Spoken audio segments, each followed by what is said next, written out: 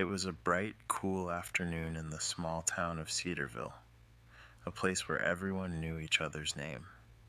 The town was surrounded by dense, mysterious woods that locals referred to as the Whispering Woods. The forest had been a source of fascination and fear for many years, but no one dared to go too far inside. Some said it was cursed. Others claimed it was haunted by spirits. But for a group of curious teenagers, the woods were just another adventure waiting to happen. Sophia, Liam, Emily, and Ethan were close friends who had grown up together in Cedarville. They had explored the edges of the Whispering Woods many times, but they had always stayed close to the safety of the town. The trees were thick, their leaves whispering in the wind, making it feel like there were secrets hidden within the forest. The air always felt different when they ventured near the woods, like there was something watching them. One afternoon, while they were hanging out at the local park, Ethan pulled out an old, dusty book he had found in his grandfather's attic. The book was thick, with faded pages and a leather cover that had cracked over time. "I found this in my grandpa's attic," Ethan said, flipping through the pages. "It's a journal of sorts. It belonged to someone named William Harlan. He used to live here, back when Cedarville was just a small village." Sophia raised an eyebrow.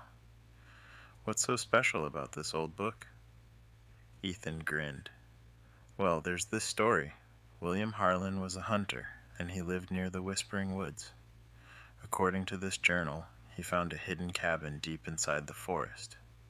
It's supposed to be filled with treasure, gold, jewels, and old artifacts. He said it was hidden so well that no one would ever find it. But the weird thing is, the journal ends abruptly. The last entry says he found something that he couldn't explain. He never wrote again after that."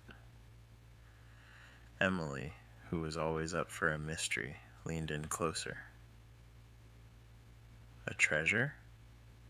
Hidden deep in the woods? That sounds amazing." "Maybe it's still there," Liam said, his eyes wide with excitement. "We should go look for it." The idea of finding a hidden treasure was too tempting to resist. So, they made a plan. They would head into the Whispering Woods the next day, follow the clues in the journal, and see if they could find the legendary cabin. The next morning, they met at the edge of the forest, their backpacks filled with snacks, flashlights, and a few other supplies. The trees loomed above them, their branches swaying in the wind. The deeper they went, the quieter the world seemed to become. There were no birds chirping, no animals scurrying through the underbrush, just the sound of their footsteps crunching on the leaves. "It's so quiet here," Liam whispered. Sophia nodded. "It's like the forest is watching us." They walked deeper, following the path that Ethan had marked on the map from the journal. The woods grew thicker, the trees growing closer together, their branches tangled in the air. The deeper they went, the more the trees seemed to close in around them, and soon they couldn't even see the sky. It felt like they had stepped into another world. Suddenly, Emily stopped. "Did you hear that?" The others froze, their eyes wide. They listened. At first, all they could hear was the soft rustling of the leaves. Then, faintly, there was something else. A whispering voice, barely audible. "I hear it too," Ethan said, his voice shaky.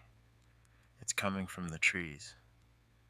Sophia turned around, her eyes scanning the shadows. "It's probably just the wind," she said, trying to sound brave, though her heart was racing. But the whispering didn't stop. It seemed to get louder as they walked, almost like someone or something was following them. "Okay, this is getting creepy," Liam said. "Let's just get out of here." But just as they turned to leave, Emily pointed ahead.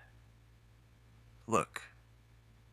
There, through the thick trees, they saw a small cabin, its roof covered in moss and vines. It was old, and it looked like no one had lived there for years. It matched the description in the journal perfectly. "That's it!" Ethan shouted. "That's the cabin!" The group rushed toward it, excitement and fear mixing in their hearts. They had found it, the hidden treasure cabin. As they reached the door, they hesitated for a moment. The whispers were growing louder, and the air felt heavier. Something didn't feel right. "Should we really go in?" Emily asked, her voice trembling. Sophia took a deep breath and nodded. "We came this far.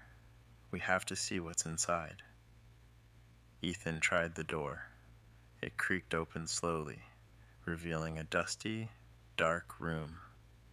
They stepped inside, their flashlights casting long shadows on the wooden walls. The air was thick with dust, and the smell of old wood and damp earth filled their noses. They walked further into the cabin, their footsteps echoing in the silence. On one side of the room, there was a large wooden chest, half hidden under a pile of old blankets and rugs. "This must be it," Liam said, rushing over to the chest. They tried to open it, but it was locked.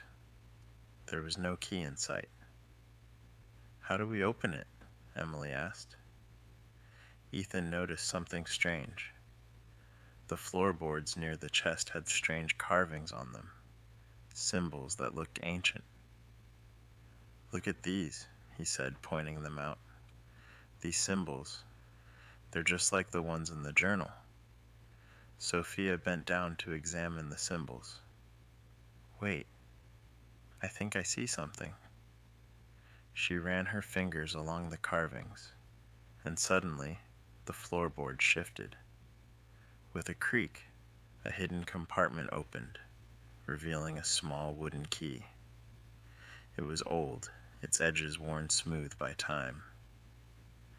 "This is it," Ethan said, holding up the key. "Let's open the chest."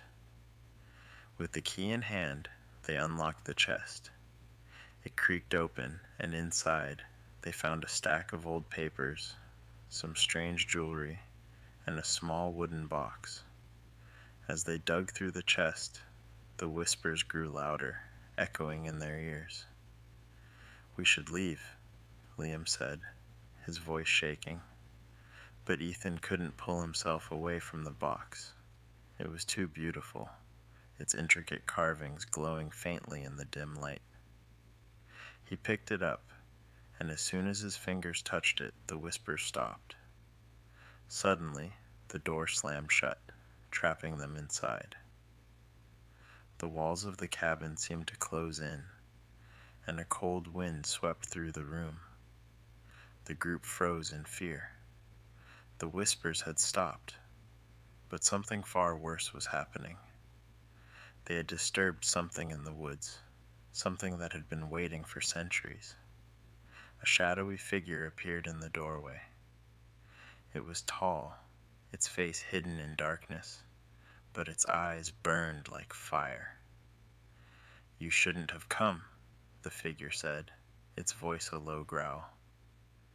"This treasure is not for you." The teenagers turned and ran, but the door was locked. The windows were too high to reach. They were trapped, and the figure was moving closer. In a panic, Emily grabbed the wooden box from Ethan's hands. "We need to get out. Throw the box out." Without thinking, she hurled the box through the window. The moment it hit the ground outside, the figure disappeared and the door flung open. They ran as fast as they could, not daring to look back until they were safely outside the forest. They never spoke of what happened that day again, but they knew one thing for sure. The secret of the Whispering Woods was far darker than they could have ever imagined. The treasure wasn't gold or jewels. It was something far more dangerous, and it had been waiting for the right moment to be uncovered. And now it was out there waiting for the next group of curious souls.